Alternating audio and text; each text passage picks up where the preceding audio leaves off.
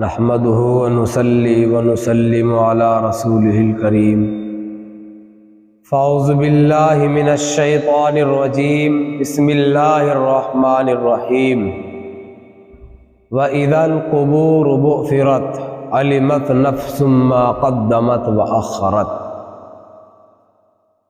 گھر سے ایک مسافر چلا جس کے کچھ ارمان تھے، کچھ قدم آگے چلا، راستے میں قبرستان تھے، قبرستان میں کچھ ہڈی ملی جس کے کچھ بیان تھے۔ اے مسافر سنبھل کر چل، ہم بھی کبھی انسان تھے۔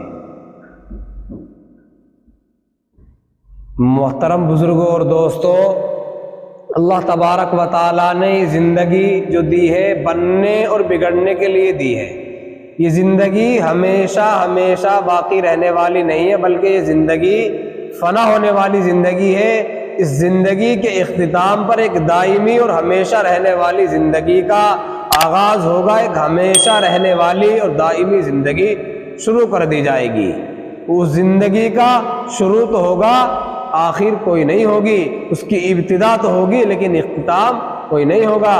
ایک شخص کمیل ہے، وہ کہتے ہیں کہ میں ایک مرتبہ حضرت علی رضی اللہ تعالیٰ عنہ کے پاس ساتھ تھا، وہ کسی قبرستان میں گئے تو حضرت علی رضی اللہ تعالیٰ عنہ ایک قبر کی طرف متوجہ ہوئے اور ان سے ارشاد فرمایا، اے قبر والو، اے بوسیدگی والو، اے تنہائی والو، کیا خبر ہے تمہاری، کچھ سناؤ، کیا حال ہے؟ اور فرمایا، ہماری خبر تو یہ ہے کہ تمہارے بعد اموال تقسیم ہو گئے، بچے یتیم ہو گئے اور بیویوں نے دوسری شادی کر لی۔ اور فرمایا کہ کچھ اپنی بھی خبر بتاؤ، کچھ اپنی بھی سناؤ۔ اور فرمایا، کمیل اگر یہ شخص بول سکتے، اگر انہیں بولنے کی طاقت دی جائے، انہیں بولنے کی اجازت دی جائے تو یہ لوگ یہی کہہ پائیں گے کہ بہترین توشہ اور سامان تو تقویٰ ہے۔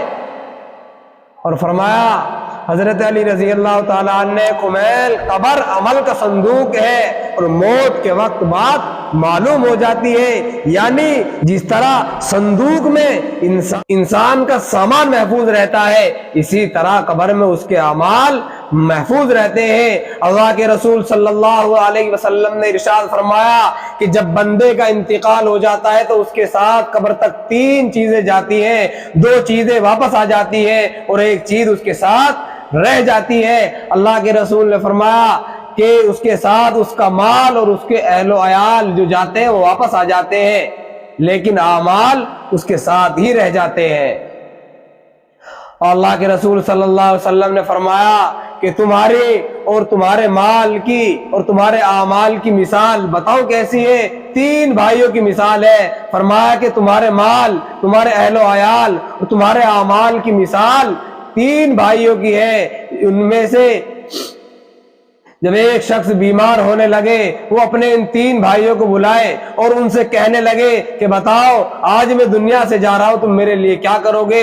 تو پہلا شخص کہتا ہے کہ میں تمہاری تیمارداری کروں گا، تمہارا علاج کراؤں گا، تمہاری دیکھ ریکھ کروں گا، اور جب تمہارا انتقال ہو جائے گا تو تمہیں دفن کر کے آؤں گا، اور تمہارے دفن کرنے کے بعد تمہارا ذکر خیر کروں گا، تمہیں نہلاؤں گا، دھلاؤں گا اور تمہیں کفناؤں گا، اس کے بعد جب دفنا کے آ جائیں گے تمہارا ذکر خیر کروں گا۔ اللہ کے رسول صلی اللہ علیہ وسلم نے فرمایا کہ یہ تو بھائی اس کی اولاد ہے، اہل و عیال ہے۔ اور دوسرا بھائی کہتا ہے کہ میرا اور تیرا تعلق تو زندگی کا ہے، جب تیری زندگی ختم ہو گئی تو میں دوسرے کے پاس چلا جاؤں گا۔ تو اللہ کے رسول نے فرمایا کہ یہ بھائی اس کا مال ہے جو مرتے ہی دوسرے کے قبضے میں چلا جاتا ہے۔ پھر اللہ کے رسول نے فرمایا کہ تیسرا بھائی کہتا ہے کہ میں دنیا میں بھی تیرے ساتھ تھا اور قبر میں بھی تیرے ساتھ رہوں گا، اور جب تیرے اعمال تلنے کا وقت آئے گا تو تیرے اعمال نامہ کے پلڑے میں کود کر بیٹھ جاؤں گا۔ تو اللہ کے رسول نے فرمایا کہ یہ بھائی اس کا اعمال ہے جو دنیا میں بھی ساتھ رہے گا، قبر میں بھی ساتھ رہے گا،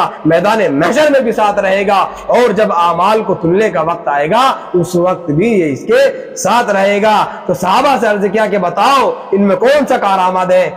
اللہ کے رسول نے معلوم کیا کہ بتاؤ ان میں سے کون سا بھائی زیادہ بہتر ہے؟ تو صحابہ نے عرض کیا کہ پہلے دو تو بے فائدہ ہی رہے، یہ آخر والا ہی سب سے بہتر ہے۔ تو اللہ تبارک و تعالیٰ سے دعا کرے کہ اللہ تبارک و تعالیٰ ہمیں اپنے اعمال کو سنوارنے کی توفیق عطا فرمائے۔